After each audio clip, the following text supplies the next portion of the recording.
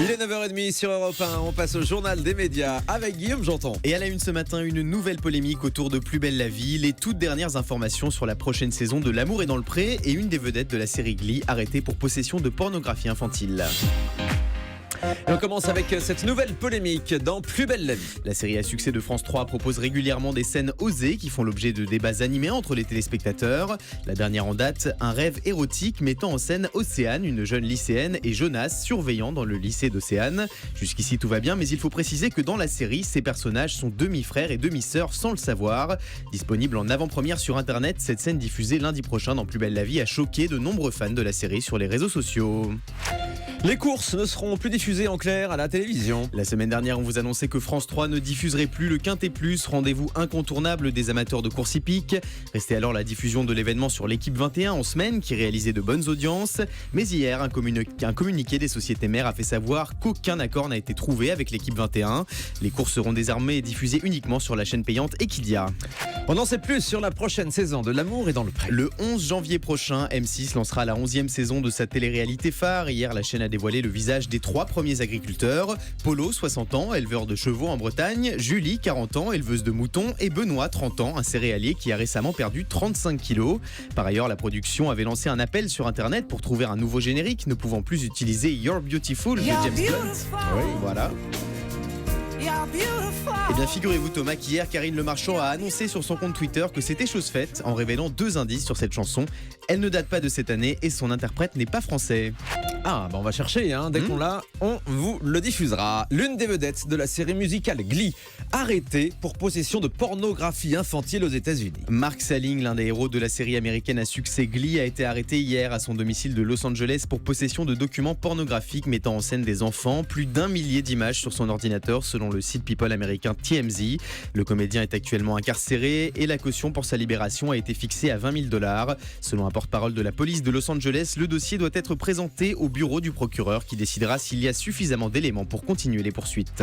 Glee, c'était cette série musicale américaine qu'on avait vue en France sur M6 et W9. Jean-Paul Belmondo, invité du 20h de TF1. Dimanche après-midi, la Une diffusera Belmondo par Belmondo, un documentaire inédit sur le célèbre acteur réalisé par son propre fils, Paul Belmondo. Samedi soir, celui qu'on surnomme Bébel sera l'invité d'Audrey Crespo-Mara dans son journal de 20h, un entretien enregistré cette semaine.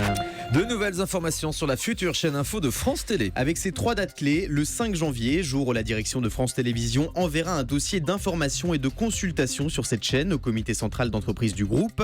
Les partenaires sociaux auront alors 3 mois pour approuver ce projet. Le 5 avril, date à laquelle les travaux devraient démarrer pour construire cette chaîne qui devrait émettre le 1er septembre 2016. Des informations révélées par le Figaro ce matin. Quant au nom de ce nouveau canal, on évoque toujours France TV Info ou France Info TV. France 3 va bientôt lancer sa nouvelle série avec Michel Bernier. La Stagiaire, c'est le nom de cette fiction diffusée dès le 12 janvier prochain, qui n'est pas inconnue des téléspectateurs. En février dernier, France 3 avait proposé un téléfilm du même nom et le public avait été au rendez-vous. La chaîne a donc décidé de l'adapter en série. Michel Bernier y incarne une cinquantenaire en stage auprès d'un juge d'instruction, un rôle auquel la comédienne est très attachée, comme elle l'explique au micro européen d'Osman Van Der Dey. Ah mais je l'adore, elle est super cette femme. On aimerait tous être comme elle. Elle est quand même courageuse parce qu'elle change de vie, alors qu'elle pourrait très bien rester avec sa famille, dans sa ferme, tranquille. Voilà, non, elle change de vie, elle prend les risques. Et puis elle est humaine, elle essaye de creuser dans les gens qu'elle doit interroger, les familles dans lesquelles elle se retrouve confrontée avec des drames évidemment de meurtres et de choses comme ça. Je veux dire, elle est très très très attentive à protéger les gens, à faire attention, à ne pas se laisser avoir aux apparences. Michel Bernier au micro d'Europe 1. L'émission de Jean-Marc Morandini, Crime, va revenir sur les attentats du mois de janvier. Lundi prochain en prime sur Énergie 12, le magazine de faits divers va proposer une spéciale 1 an après les attentats de janvier qui ont démarré par l'attaque terroriste contre Charlie Hebdo. Dans ce numéro inédit, les téléspectateurs découvriront les témoignages de ceux qui ont été au cœur de ces événements tragiques. Proches de victimes, otages ou encore témoins ont accepté de revenir sur ces événements dramatiques. Frédéric Mitterrand prépare de nouveaux documentaires. Selon TV Mag, le premier sera consacré à l'histoire de l'Albanie et diffusé diffusé à la rentrée prochaine sur Arte. Le second projet de Frédéric Mitterrand est un film qui retrace la vie du grand couturier Christian Dior. En plus d'une diffusion à la télévision, il pourrait également être proposé dans les salles de cinéma. Et puis D8 va proposer un documentaire inédit sur les inconnus. La folle histoire des inconnus, c'est le nom de ce document qui sera proposé le 22 janvier prochain en prime sur D8. Au programme, les sketchs cultes du trio mythique, des archives inédites de leur enfance, sans oublier des secrets de tournage livrés par ceux qui ont côtoyé les inconnus au plus près. Et on termine avec le chiffre du jour. 2 millions de dollars par semaine minimum, c'est ce que compte dépenser Donald Trump pour la diffusion de spots télévisés pour sa campagne à la télévision américaine.